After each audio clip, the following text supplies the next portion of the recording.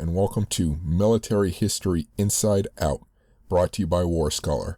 We talk about military history from ancient times to modern, and everything in between. I'm Chris Alvarez, and thank you for listening.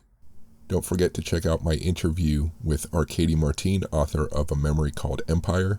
That novel won the 2020 Hugo Award for Best Novel, and is partly drawn from her years of experience as a historian in medieval and Byzantine history.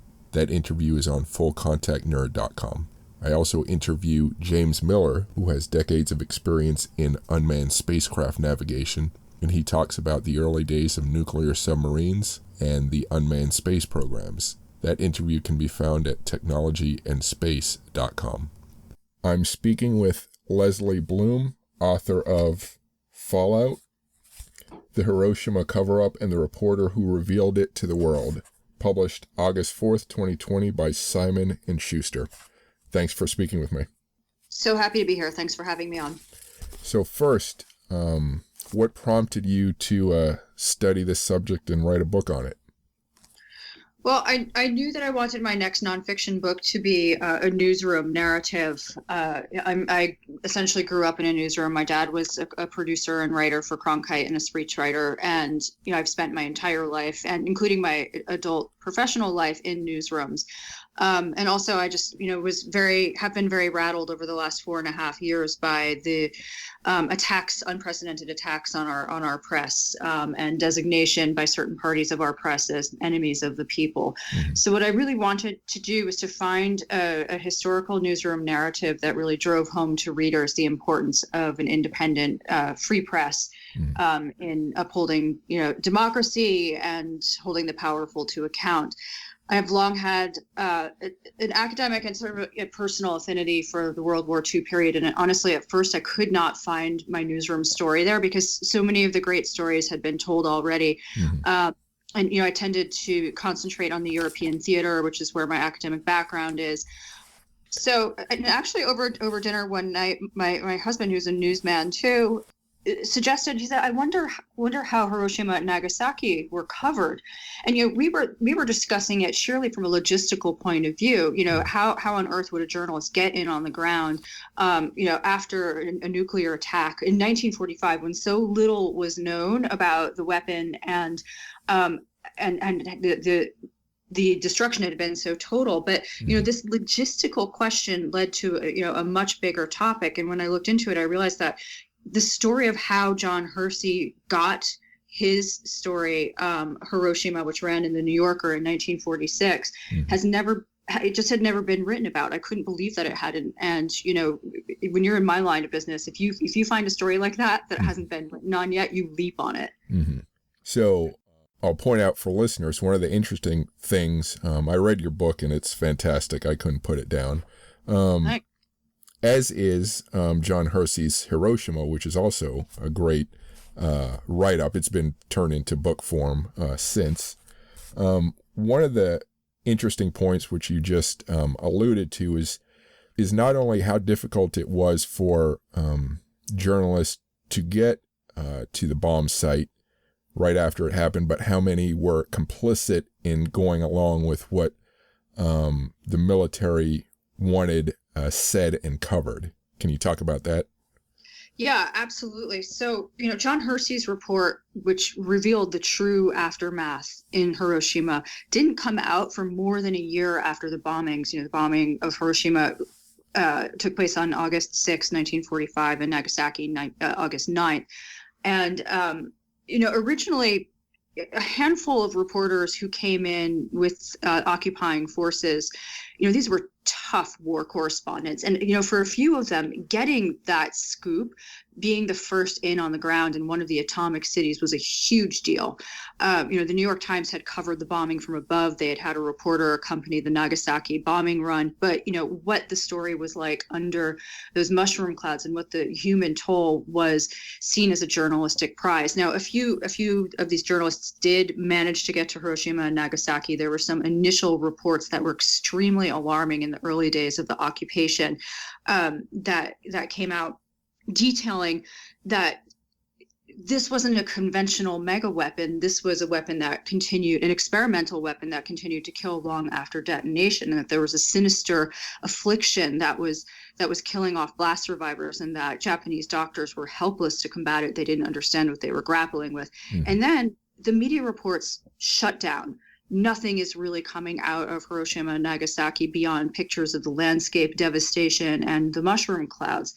And there are a few reasons for this. I mean, first of all, General MacArthur's occupation forces were incredibly quick, even in the chaos of those early occupation days, to corral Western reporters and enact a press code that really restricted Japanese media from even mentioning Hiroshima in poetry, much less a press report.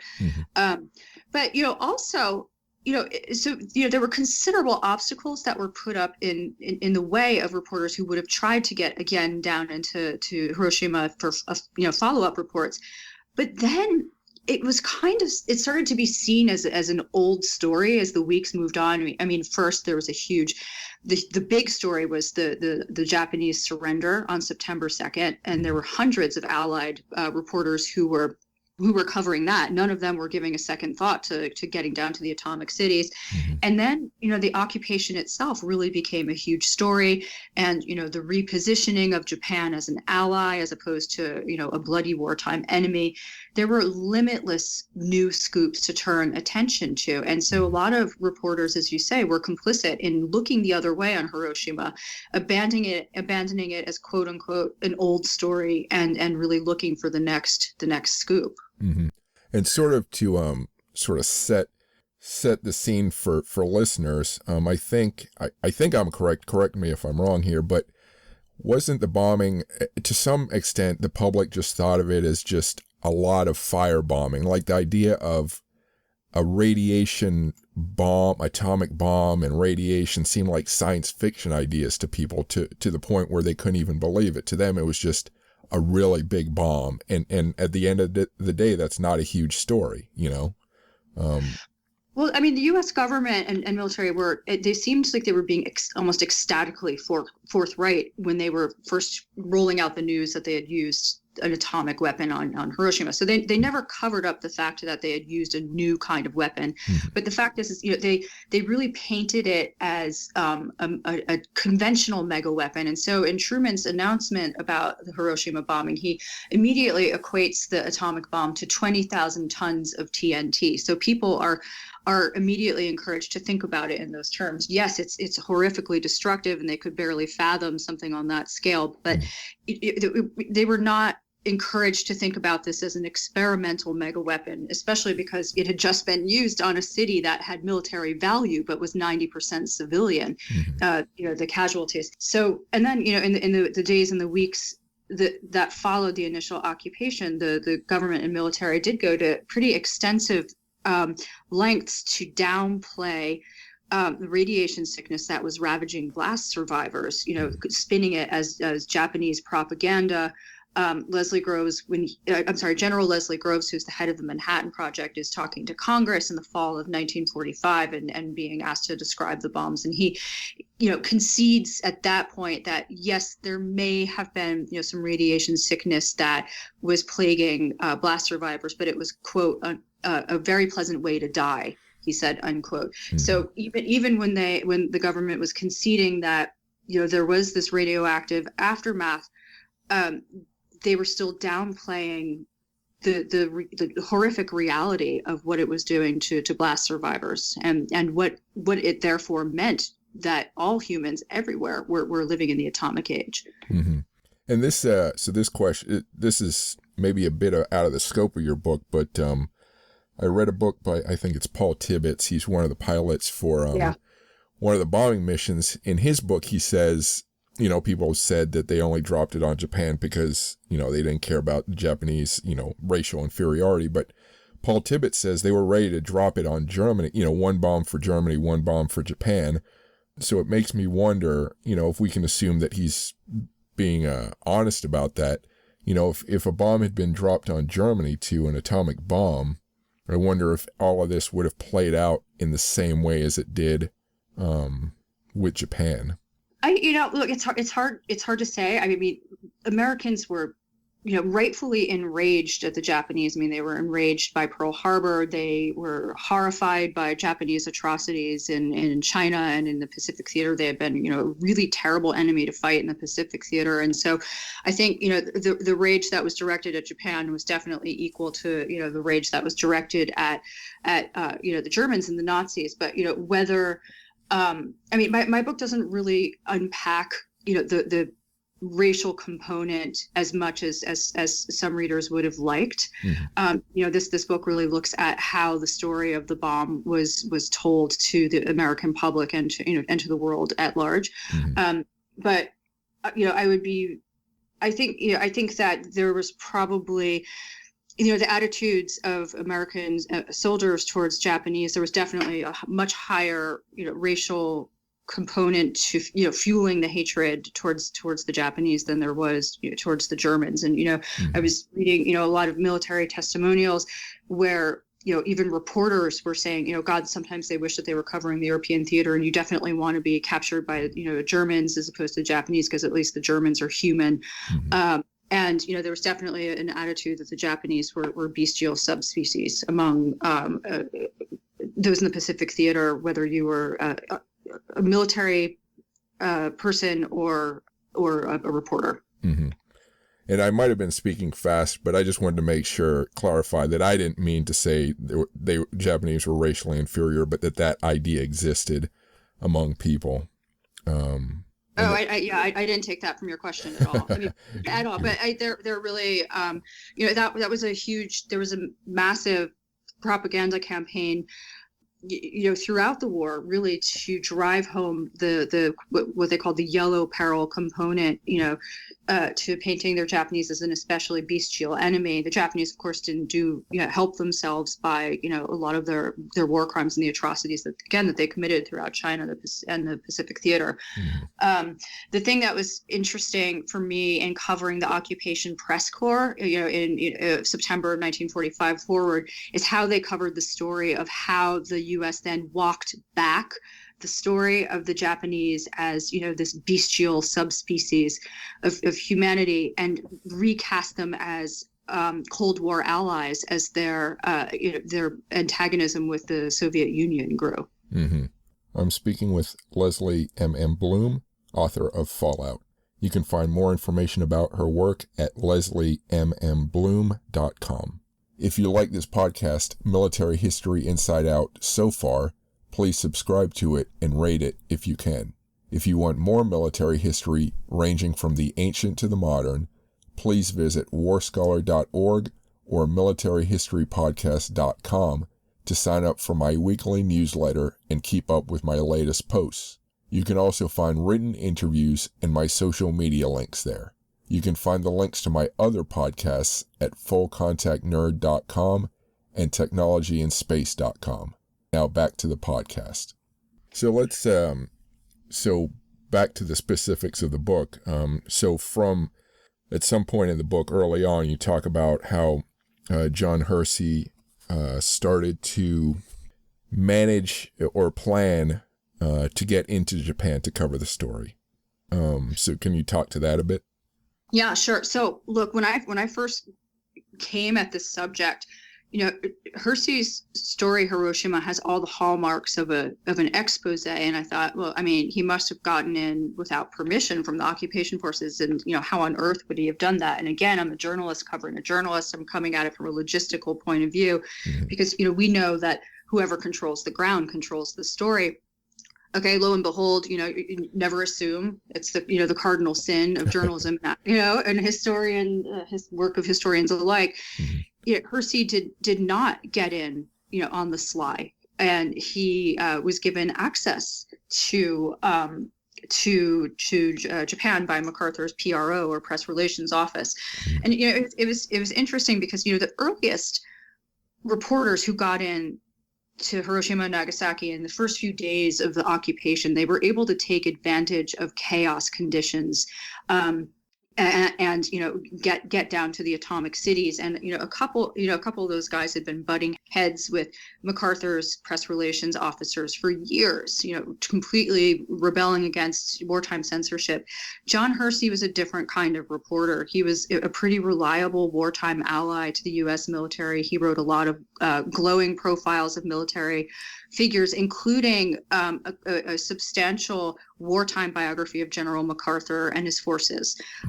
He later wished that he could take that biography out of print because he said it was too complimentary.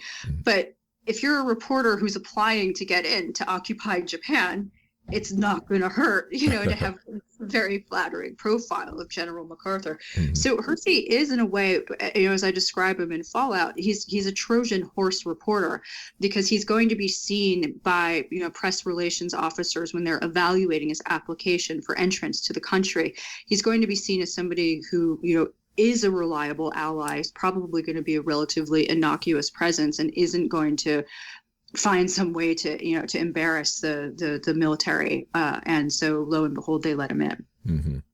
And then getting around the country, that part I forget how much detail you go into with that, but it seems even in 46 it would be difficult to get around to these. I don't know how far flung these spots are from Tokyo, but could you talk to that a bit? Yeah, sure. Well, I mean, strangely, Hiroshima's train station, the line to Tokyo remained intact. The train station itself was demolished. But you could still travel pretty quickly by train from Tokyo to Hiroshima. And that's actually how the first two correspondents had gotten in on the ground in August of 1945. But it was still a 24-hour proposition to get down there. And, if you were trying to get around the country, not by train, first of all, even if you got in by train, a Japanese infrastructure, you had to be given permission as an Allied correspondent by SCAP, the Supreme Commander for the Allied Powers, which was both General MacArthur's title, but also the name of his operation. So you had to get permission to travel by train. You were given a certain amount of time in your destination, and you were grilled about your topic.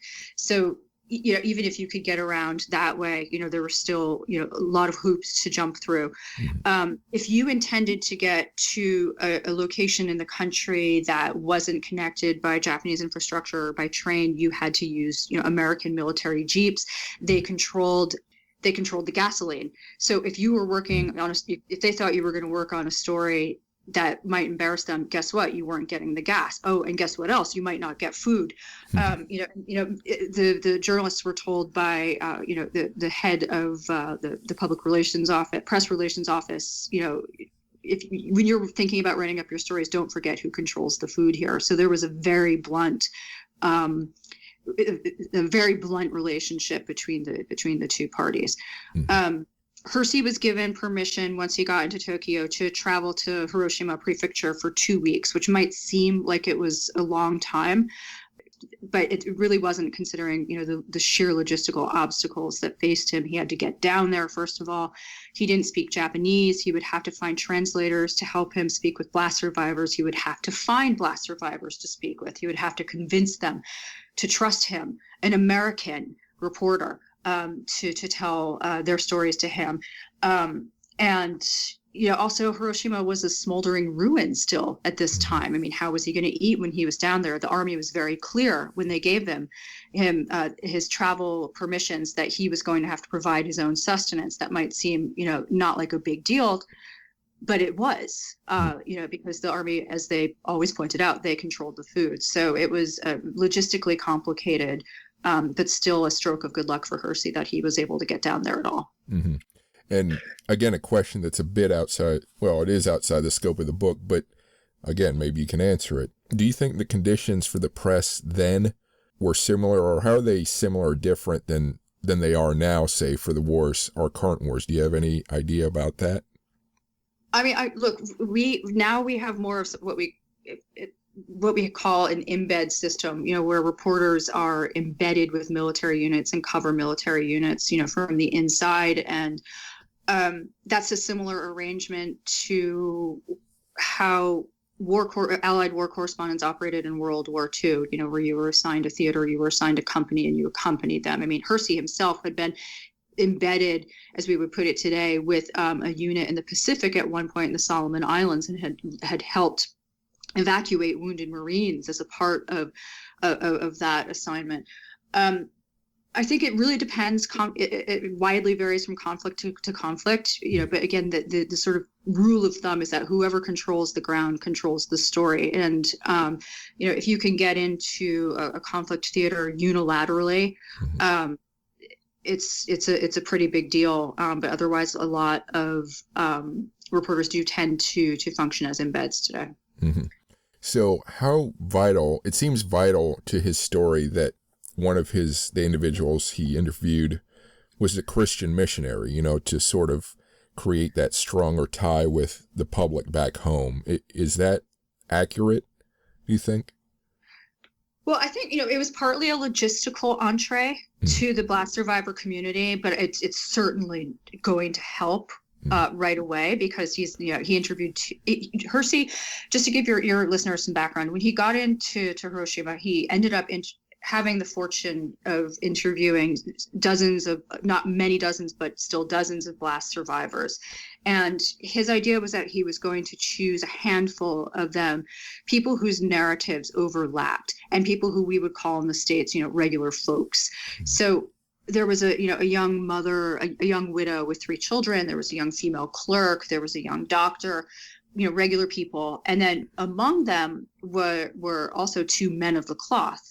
There was a German priest who lived in Hiroshima and acted as one of Hersey's translators and introducers, and also a Japanese Protestant minister who just happened to have been educated in the States.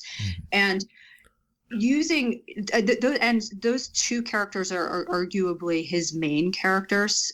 You really follow them through the most action, and I think it probably did lower the guard for some Americans, lower the hostility bar to lead in with again, to religious figures, especially Christian religious figures. Mm-hmm. So as far as his difficulties in getting, one of the interesting things I found from the book was General Groves sort of in a way accidentally approving his manuscript without sort of understanding the impact it would have. Can you talk to that a little bit? Well, first of all, I flipped the hell out when I came across that information, because this is another instance of me assuming and then being corrected in like the most academically violent way. So I had assumed that, again, Hersey had gotten in, and he to Japan. He got out with his reporting. He writes the story in the States, and what I discovered in my research is that he didn't just release it with his editors after that point. Something happened while Hersey and his editors at the New Yorker were editing this story, which was about to really embarrass the U.S. government, and not only reveal the true human toll of the American bombs, but also reveal the extent to which the Americans had really covered up the truth about these bombs from their citizens. And so while Hersey and his editors are editing and fact-checking and really working over this story, and they know it's going to be enormously controversial, and they're stealing themselves for it, President Truman signs into law the Atomic Energy Act. And one of the provisions in this act is that anybody who reveals information about nuclear matters, which obviously includes nuclear weaponry, that in any way compromises the security of the U.S. is going to be held culpable. And some of the punishments were quite extreme. I mean, they were, it's considered a form of treason. It could be. Look, that would have been very hard to prove that Hersey's report had been, treasonous or undercut national security in some way, but it was an extremely inconvenient thing, a roadblock all of a sudden that was put in their way. And so Hersey and his team all of a sudden faced this horrible quandary. Do they run the story without submitting it for vetting to be determined whether or not it undermined national security or not, or do they submit it? And it's basically, the idea, it almost seems like they would be sending it off to the guillotine if they're, I hate to ruin this, but they do submit it, and they don't submit it just to any old person at the War Department. They submit it to General Leslie Groves, the head of the Manhattan Project, for vetting. Mm-hmm. When I found evidence that this had been submitted to Groves, again, it really took Hiroshima, the report, out of the realm of subversive expose. It ended up being that, but it also became access journalism to a certain extent, and parsing the rationale for submitting it, and also for Leslie Groves's eventual response to the material, was a months-long labyrinth of research and consulting with Leslie Groves experts. Mm-hmm. So I'll say personally, so I guess in one sense that might be like an interesting reveal in the book, but really what I found more fascinating, well, that was a very fascinating point, but how the U.S., the military, spun it after the fact. And we don't have to go into detail. I'm going to go into other questions, but for readers or, people who read this book, it's really interesting to see how the U.S. takes this potential problem and spins it around to their benefit. It's pretty fascinating. So I'm going to turn towards what resources you used for your research, but I'll make the point that for many years, most of my life, I've thought it was important that the U.S. drop the bombs to end the war. The whole idea of avoiding a major invasion and all the deaths that would go with it. But after having read this book, plus combined with some other information I've learned over the last couple of years, I'm pretty much convinced that it wasn't necessary to drop the bombs. And I know a lot of listeners here will say, no, that's counterfactual, which might be the case. You never really know. But there seems to be a lot of evidence that Japan was on the verge of surrendering, even without the bombs being dropped. So I'll just make that point, that this book is another good point of foundation for the idea that maybe the bombs shouldn't have been dropped. So with that said, tell me how you did your research for this book. I'll start by saying that the research for this book was one of the most incredible experiences of my academic and journalistic life. And, my last book was about Ernest Hemingway, and finding fresh information about Hemingway is like scratching water out of rocks. And, with this research, it was just mountains of new relevant material kept coming in my direction. And, as I say in the acknowledgments of the book, this book could have been 1,000 pages. It's not. It's 250. I did research on 3 continents in 4 languages, not with help of a research and translation team. The languages were English, obviously, Japanese, obviously, Russian, because there's a big Soviet narrative to the story. And this really it's a World War II story, but it's a Cold War story also. And German, because one of Hersey's, as we've been saying, one of his main protagonists was German. It was a huge archival dig. And, I read a ton of reporter memoirs. We did interviews with surviving protagonists. I interviewed biographers. I got access to unpublished interview notes with Hersey. Managed to get access to unpublished diaries of one of Hersey's protagonists. Had enormous help from one of Hersey's last living central protagonists from the story. Went to Hiroshima, went to Tokyo, interviewed and researched in both of those places with the help of a translator. I would say that my primary archival sources were John Hersey's papers at Yale, the New Yorker's papers at the NYPL, and then NARA. And I would say of the 3, NARA was, there was a great yield from that, but it was also super frustrating because we were told, meaning my main research assistant and I were told, that only 1 to 3% of the SCAP papers, the Supreme Commander of Allied Powers and occupation papers, survived and are intact at NARA. And that I can only imagine how much more fully I could have told this story if a greater historical, if the records had been better preserved. The greatest yield, I would say, did come from the Hersey papers, some surprising stuff in there that took a really long time to parse, some handwritten notes that were written on the back of envelopes, which helped me piece together his time on the ground in Tokyo and Hiroshima.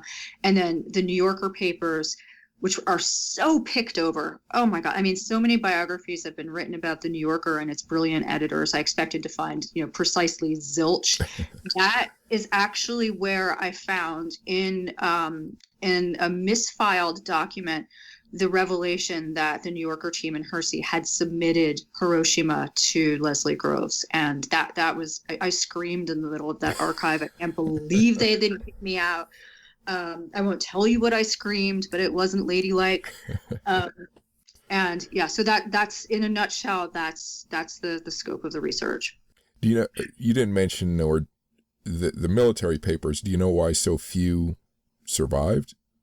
It's unclear why so few survived. I don't know if they just didn't make it over from Japan. And what we did have was pretty juicy. So it's like I'm almost in despair thinking about what got left behind or what crumbled. And even what we were dealing with, it's like crumbly boxes. These are not things that have been, lovingly preserved, or even, digitized.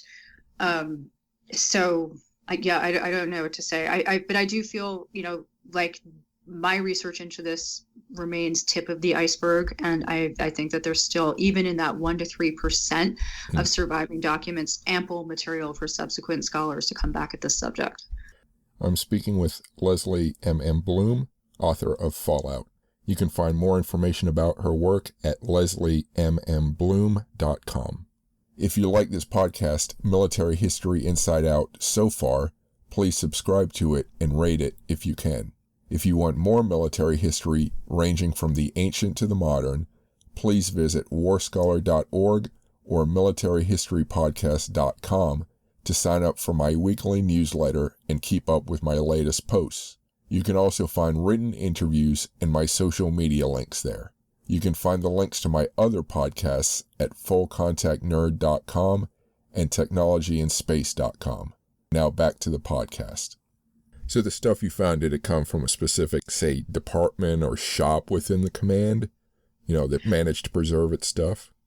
Well, we were looking primarily at the press relations office because that's what deals with journalists. And, luckily there was a surprising number of records that were intact from that operation, stuff that confirmed, travel, issued travel invitational orders, reports in which the press office is monitoring the activities of certain journalists on the ground, the disposition of the journalists, the disposition of the coverage that certain publications was putting out towards MacArthur and Pacific Theater operations and the occupation. I mean, there was a lot of that stuff surprisingly still there.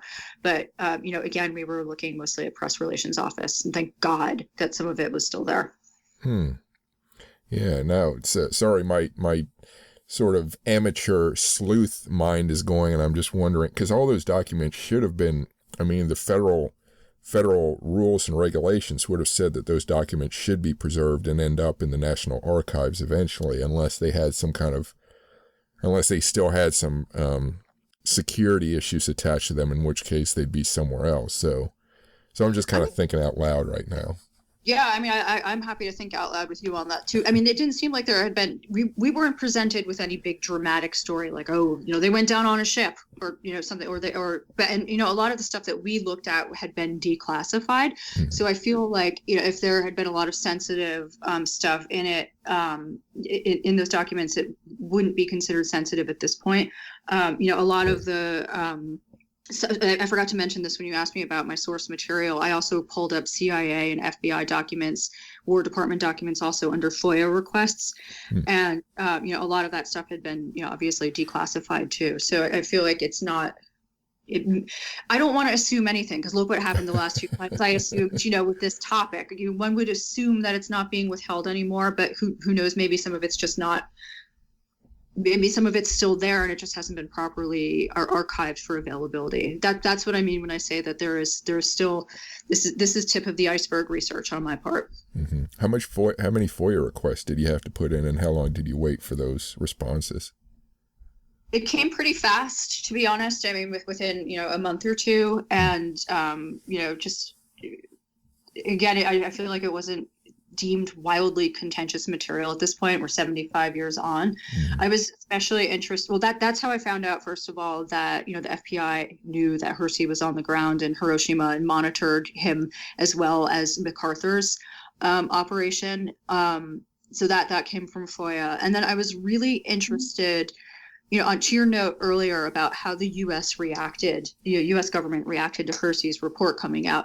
Mm-hmm. Initially, I wanted to just really look into, how were they going to react to this? Were they going to ever try to discredit Hersey or his protagonists in his story? Mm-hmm. So, you know, CIA records definitely would have revealed that. The records that I got from the FOIA requests did not indicate that there was any immediate dialogue about attempting to discredit him or undercut the story. But, you know, he was grilled later on by CIA agents as we got more into the McCarthy era, and part of that pertained to his activities in Japan.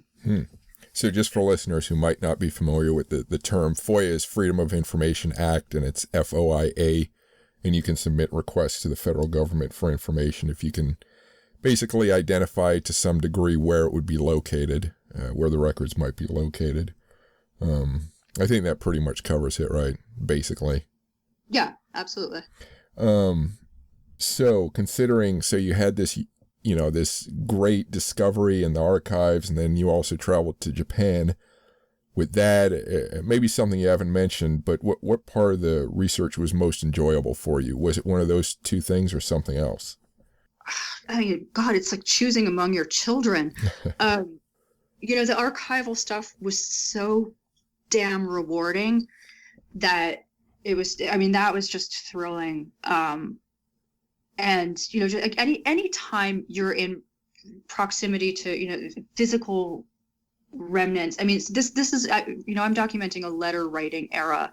And, you know, when you're with the handwriting, of and the letters of your protagonists, it's just really, it makes you feel incredibly close to them and in the era, and it puts you psychologically, you know, it so much more in the middle of your subject. You know, obviously, you know, finding the documentation about the Grove submission was a huge moment. Finding Hersey's, finding some of Hersey's seemingly indecipherable notes on the backs of envelopes about his time in Hiroshima and Nagasaki that were just covered with seemingly random locations and names, you know, and really starting to research those things. And when each of those clues made themselves apparent to me what it was, you know, those little triumphs were just exquisite. I will say that, you know, obviously going to Hiroshima itself was imperative for this project. And I went and I toured Hiroshima with Hersey's last surviving central protagonist, and was at the point of the exact hypocenter of the bomb's detonation. And you know, the city has been mostly entirely rebuilt, but there are a few parts of it that remain as they were at the time of the bombing. That I can't in any way describe that as enjoyable. I was like living outside of my own skin the entire time I was in Hiroshima. I mean, it is a very rebuilt place, but it is a haunted place. I interviewed the governor of Hiroshima Prefecture, who, you know, basically admitted that this is a graveyard. I mean, it's that city of nearly 3 million people now has been built upon a graveyard, and anytime they're you know, digging a foundation for a new development or something, they still find bones there. And, you know, it was a harrowing experience, but it was unbelievably unforgettable. And I'm really, it brought a dimension to my research that, you know, if I had just armchaired it or archived it instead of going there, it really brought a new dimension to it. Yeah. So, and I don't mean for this question to seem flippant compared to the subject matter we're discussing, but part of what we're discussing makes me conjure up, you know, sort of a Graham Greene novel where, you know, in noir film where you have this reporter, you know, with his classic, you know, 40s and 50s attire on, sneaking around Japan and doing all this stuff. Did you get, as you read his notes and did this research, did you get a feeling like you were stepping back in time in any way? Yeah, of course. I mean, especially when you're in proximity to again those personal materials where you're, looking. I mean, it's like when you're holding. When I found, the envelopes that had his contacts, written on the back of them, you can almost imagine him at the Japanese Correspondence Club, taking notes from, the salty reporters or whatever military contact he had on the ground there, and, just jotting them down. I mean, it's like those documents place you in the moment so completely. And, it's interesting because you start out knowing the broad strokes of your idea, but not knowing your protagonist really well. And then, slowly that person, his personality and makes itself, increasingly apparent to you. And, I felt like Hersey was a stranger to me. And, at the very beginning of the research and by the end of it, I felt like I had a really strong grasp, not just of, how he had operated, how he got this story, but, who he was and what his temperament was and what his presence was like. And a lot of that has to do with the fact that he so carefully preserved, his materials from that period of time. Mm-hmm. If I recall, maybe I'm totally mistaken, but wasn't there some of the public affairs officers, or maybe just one or maybe a couple, were they sympathetic to what he was trying to write about? I feel like there was at least one that was sympathetic or seemed sympathetic and wanted to help him out. Am I totally off base here, or? Yeah, no, I mean, definitely not the public relations officers. I mean, they were giving him permission to go around, but I think that, my feeling is that they probably assumed that Hiroshima at 8 or 9 months after the fact, was deemed such an old story that why would a correspondent of John Hersey's stature, he's a Pulitzer Prize winner, he's incredibly well known, Mm-hmm. At this point, why would he be concerning himself with an embarrassing story on Hiroshima? And so he's given a little, more free rein than other journalists might have been given. Mm-hmm. That said, I think if they really had understood his mission to show the human toll and reveal the reality of nuclear weapons in Hiroshima, I don't think that they would have been as forthcoming with that help. Mm-hmm. I will say that he did have help from and encouragement from some military figures. There was one filmmaking crew, an army filmmaking crew who had been on the ground long before Hersey got there, who met with him in Tokyo when he arrived. Mm-hmm. They had shot a ton of footage in Hiroshima before Hersey arrived, and in color, no less. And they had they were meeting with him privately at the Japanese Correspondence Club in Tokyo and telling him what they had seen and giving him a few contacts and giving him a few tips. Their own footage, these filmmakers' footage, was about to be classified and bundled back to the U.S., and it was going to be classified for decades after the fact.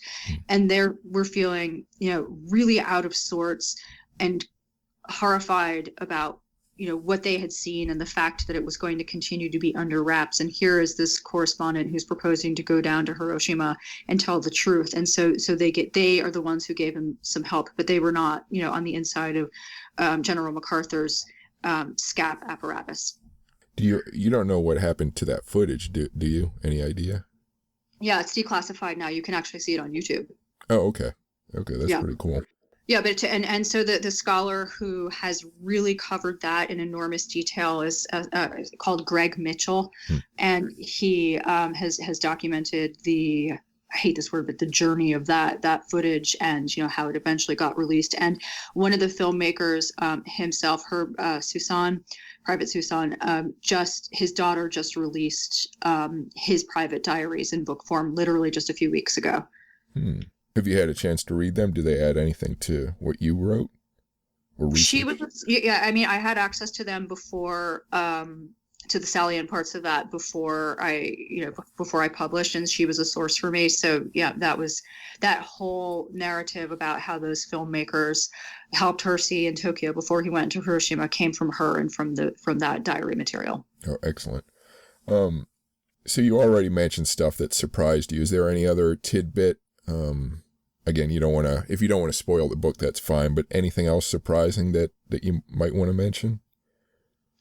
I think, honestly, the most surprising element there are so many surprising elements of the narrative for me, and I by the way, feel like I'm never going to be as lucky again in having a narrative, being able to tell a story like this. Mhm. But one thing that I really loved about this story was the supreme irony that the New Yorker magazine was the one to carry Hersey's story and to break it, because the New Yorker had been founded as this niche humor magazine in the 1920s. It was this sophisticated city slicker magazine, and its founder Harold Ross used to panic if it got over a certain readership. He'd say, "Oh my God, 300,000 people are reading us. We must be doing something wrong." And it's a magazine that's known for its cartoons, and that this was the publication that carried it. Was just a pretty exquisite storyline. And the New Yorker had, to a certain extent, gone full news during the war. After Pearl Harbor, that Harold Ross said nothing feels funny anymore, and he immediately switched the magazine from a humor magazine to a wartime footing. But after they were still always the little guys in the ring. And the New York Times, AP, all of the major news operations had bureaus or correspondents in Tokyo from day one of the occupation, and Hersey is still the one who got this story, and the New Yorker is still the one that broke it. And it just blows my mind still, after years of being immersed in the story. I'm still not jaded on that point. Was there a question, and maybe you've mentioned it already, was there a question that you really wanted to get an answer for, but still don't have a good one that you're satisfied with? Any element of this story? Well, look, the main questions that I went in have been satisfied for the moment, at least in the barest bones way. How he got in, how he got out. But I really, the documentation surrounding the submission to Leslie Groves, and I want more on that. We found confirmation in Leslie Groves's papers, that the manuscript had been submitted to him, that he had required small changes and was dispatching one of his public relations officers to discuss in person with the New Yorker team what those should be. When I'm pointing out what changed in the before and after of Hersey's story, I'm really just looking at the earliest surviving drafts and then the published draft. But I don't have notes from the meeting between Groves's PRO guys when they're instructing the New Yorker guys, this needs to be taken out. Like, I would give my left eyeball to find out exactly what happened in those meetings, and and explicitly what material had been taken out, as opposed to having to piece it together, because it's conjecture on my part that drives me insane. So that for me, it's not unresolved, because we have a pretty good idea of what was edited and why. Mm-hmm. But there are still there's documentation missing pieces, and that is going to drive me crazy, either until I drop dead or the next scholar finds it. So you also, I think in the book, you also touch on Japanese reaction to the story.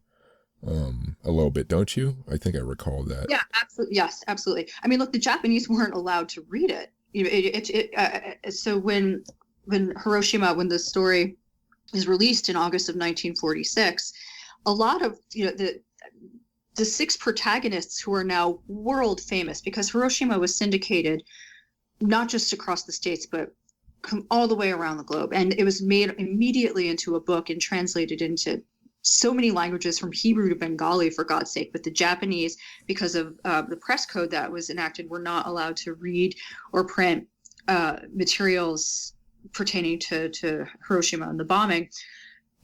Hersey and his team had to get some contraband issues of the New Yorker containing the story over to Hersey's protagonists through a church in Japan. And eventually he did hear back from, a handful of his protagonists who were fluent in English and were, could write letters to him. And they were, one of the questions for me was how did they react to his reporting? Did they see it as having accurately portrayed their experiences? And the ones who did respond to him and who did give interviews on the subject later said that his memory seemed absolutely accurate, which was extraordinary. And then eventually the book is allowed, because, there's the article that was turned into a book.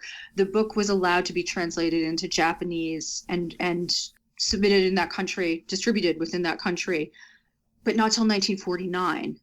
But, to a certain extent, look, the Japanese did not need John Hersey to tell them what nuclear warfare looked like and what it had been like to be on the receiving end of the atomic bomb. Mm-hmm. But it still was an instant bestseller in that country, because it was the first book, it was the first reporting that had revealed to the world what it would have been like in Hiroshima and by extension in Nagasaki. And the fact that it had been written by an American reporter, blew the minds of the Japanese, including some of his protagonists, who couldn't believe that he was allowed to publish something like that in America.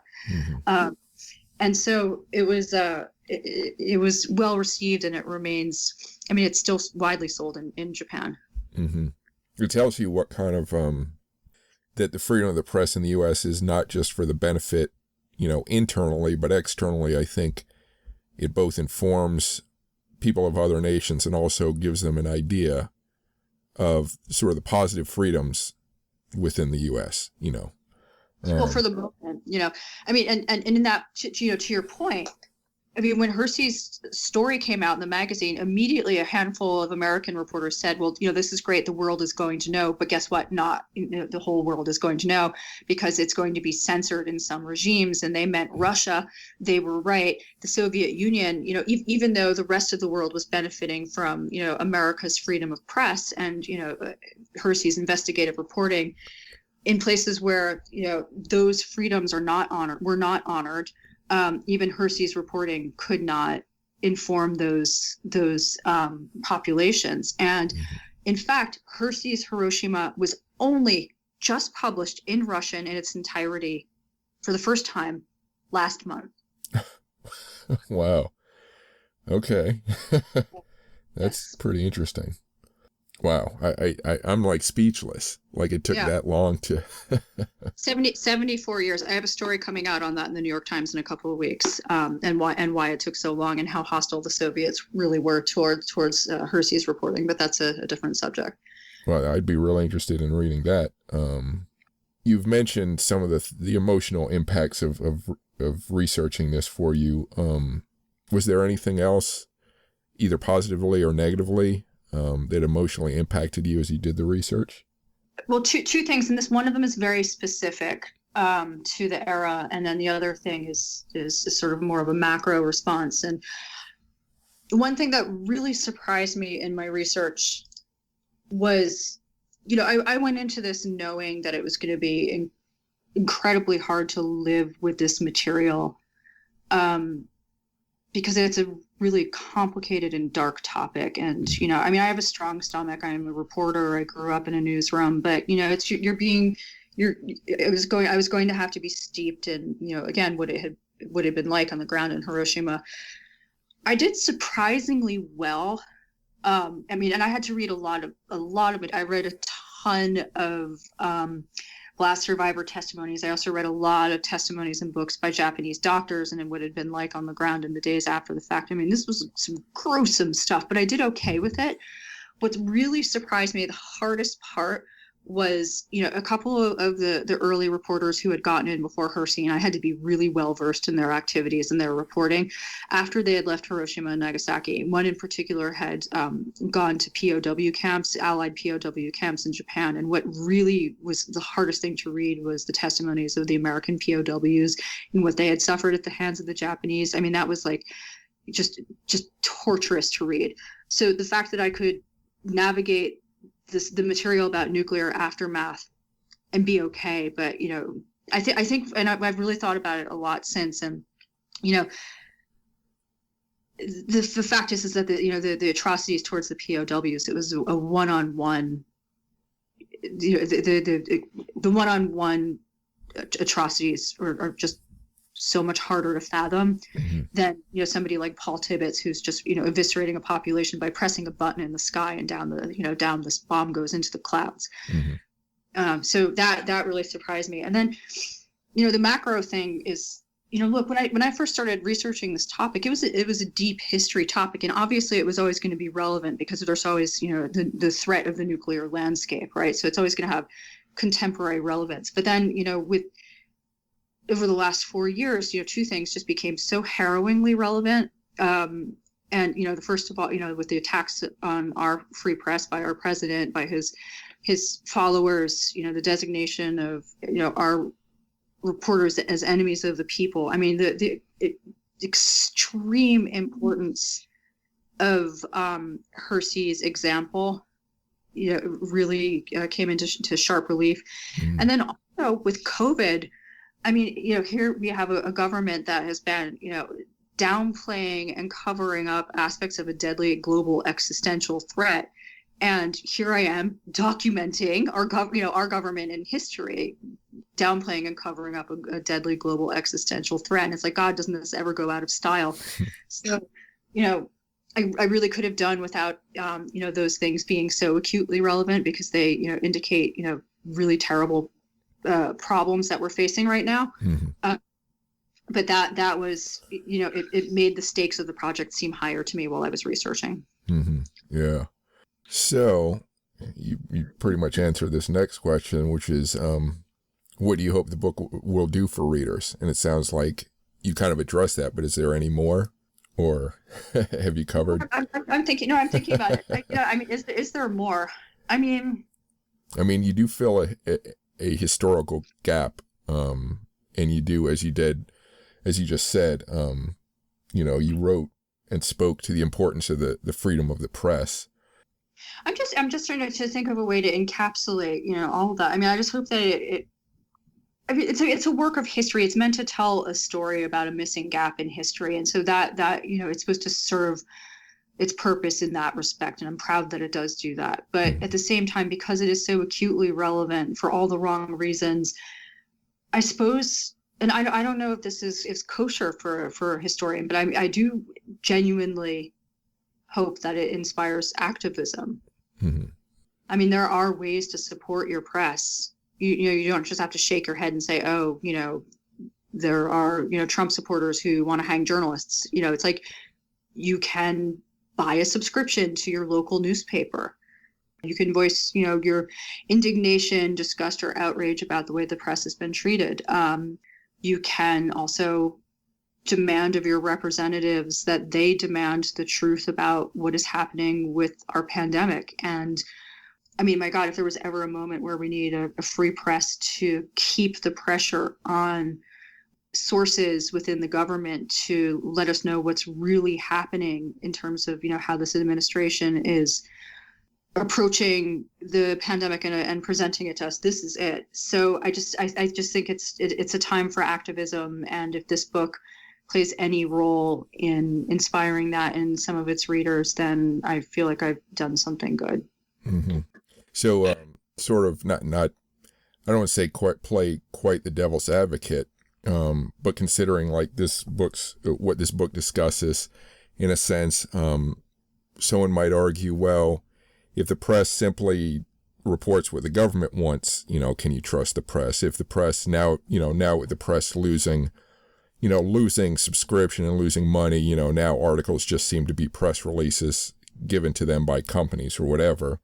What if someone were to argue, well, the press is really just a mouthpiece for established interests? How can you trust it? How do you approach that complaint? Well, yeah, you don't trust press that's exclusively, a public relations arm for, a special interest. You don't. But, the fact is that, the more trusted entities really are engaging in, extremely important investigative journalism, and their sourcing is deep across the government. And, investigative journalism is really, what you're looking for. I mean, to a certain extent, access journal. One of the reasons I was so upset about discovering that Hersey's story had been submitted to Lesley Groves, again, is because it made it feel more like an act of access journalism. I mean, access journalism does have its limitations, and it should be suspected by readers or viewers. I mean, the White House press corps has always had a really complicated role to play, in terms of breaking real news, but also maintaining its access to, to the president and sources in the White House, so, access journalism should always be regarded again as limited. But the kinds of journalism that I profile in my book, and not just Hersey's story, but the initial press accounts out of Hiroshima and Nagasaki, these are not active access journalism. I mean, especially the initial ones, they are against the grain revelations. They went to the sources, they reported what they saw. Even though Hersey ended up submitting his story, it was kind of lost on Leslie Groves, what Hersey was really up to when he approved it. Mm-hmm. And so, true investigative journalism by seasoned and ethical journalists is as important as ever. Mm-hmm. And just to clarify, when I said, your book or John Hersey's book is an example of government mouthpieces, I meant there were certain characters you mentioned in the book, certain reporters who would just kind of repeat the government's line for their news articles. A few of them, I think. I forget their names. Oh, yeah, absolutely. And frankly, upsettingly, two of the main ones are in the New York Times.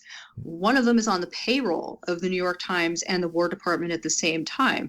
And his name was William Lawrence, and his nickname was Atomic Bill Lawrence. He had accompanied the Nagasaki bombing run. He was, the one who put out the primary article that demonstrated Groves's position that reports of radiation poisoning among blast survivors were quote unquote Tokyo tales. I mean, so yeah, obviously, somebody who's a propagandist, whether it's, an Atomic Bill Lawrence for the New York Times in 1945, or whether it's a Sean Hannity in 2020, should be regarded with, enormous suspicion. And they are not reliable sources of true information. But if you are, dealing with an independent-minded investigative journalists, and they are a lot fewer, there are fewer of them than there are, the access core types, those are the ones that need to be protected and honored. Mm-hmm. Interesting. So did you have any difficulties in getting the book finished or published? I mean, besides, the pandemic, threatening to shut down our presses and direct all attention everywhere else. Mm-hmm. I mean, the book was commissioned before it was written, off proposal. And so I always knew that it was going to be published, and it was a Simon & Schuster property. Mm-hmm. And, I will say, when we have always had the August release date, because it was meant to come out to commemorate or coincide with the 75th anniversary of the bombing of Hiroshima, that, in March, when, the world shut down, or America shut down, or at least the parts of America that I, have spent my time in New York City and Los Angeles, it was really, my team and I were just racked with anxiety and indecision. What do we do? Do we continue to honor this release date? Are we going to be able to even publish copies of this book?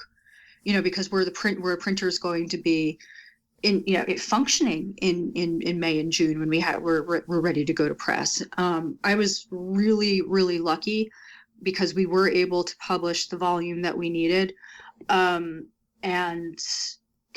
also my publisher was absolutely right in keeping the anniversary publication date, because so many important news outlets really honored 75th anniversary coverage of Hiroshima, Nagasaki, Japanese surrender, end of World War II, VJ Day. I mean, all of these crucial anniversaries were covered, and so we ended up being lucky. That said, I know that now that we're in full-on crazy election mode, and with Justice Ginsburg dying, I mean, I am so competing for attention. Mm-hmm. It's not the ideal time to have released a book in that respect, but I feel very honored by the attention that it did get and the coverage that it did get. I think fiction writers are getting slammed as well right now. I don't know if you're aware of that everything came out in September. It's kind of an exaggeration, but you know. Well, because it all got pushed back, Right. you know, I mean, you know, I originally agitated for a March 2020 release date because I wanted this to come out ahead of other big books that, you know, came out about, you know, World War II, end of World War II anniversaries. I mean, if this book would have been just completely lost to history if it had come out in March of 2020. Yeah, you might be right there. Yeah, I can't disagree. What's your current or next big writing project, book length? I don't know yet. I'm still very much in the throes of publicizing this book. We're in the middle of optioning it out for documentary and dramatic series. And because I will be involved. You know, we'll see what happens with those projects. But I will be involved with those too. In terms of writing, I don't know. I really meant it when I said that I was very worried that I'm never going. How do I top this? You know, in terms of the experience of researching it and writing it. And it did take me, you know, as I mentioned, you know, in the earliest part of our chat, I had scouted this topic for quite some time before I actually came to this topic. I don't know what the next writing project is going to be yet, but I'm still holding on to this one for as long as I can because it was very special. Okay. Where can people find you on the web? They can find me at my website, which is my full name, Lesley, Lesley, M as in Mary, M as in Mary, B as in boy, LUME.com. And you can also find me on Twitter, my least favorite place to reside, but I'm there. Okay. And what's your Twitter name? Oh, I'm sorry. The handle is at Lesley M.M. Blume. It's all one long word. Okay. That's all the questions I have. Actually, there was one more thing I was going to mention for listeners, which is that the imagery in John Hersey's book is pretty intense, and it's stuff. Some of it has never left me. You know, it's not like it haunts me or something, but it's so vivid and intense and sort of disturbing. You know, if for anyone who reads his book, the book form of his article. It's pretty memorable stuff. And then your book pretty much reinforces that. For better or worse, it certainly adds to the story in a strong way. So, anyway, having said that, do you have any final thoughts or words?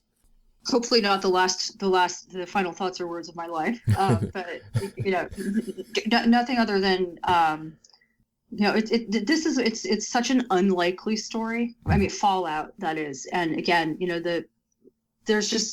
I think one of the reasons why I found it so fascinating to write was just that there was just nothing typical about it. I mean, the characters were unpredictable.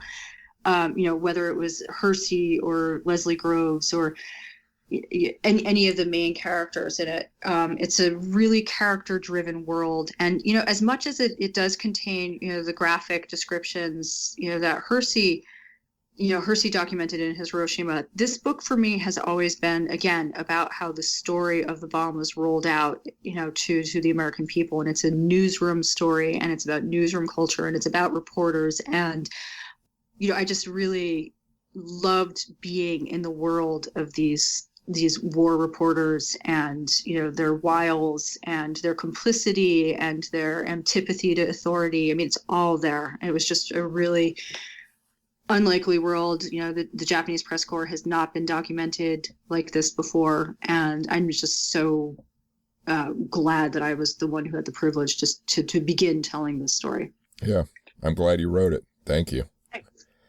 Thanks so much for all the nice things you said about it and for having me on. Yeah, thank you very much. Thank you for speaking with me. Thank you for listening. If you like this podcast, Military History Inside Out, please subscribe to it and rate it if you can. If you want more military history ranging from the ancient to the modern, please visit WarScholar.org or militaryhistorypodcast.com to sign up for my weekly newsletter and keep track of my latest posts. You can also find written interviews and my social media links there. Thanks for listening.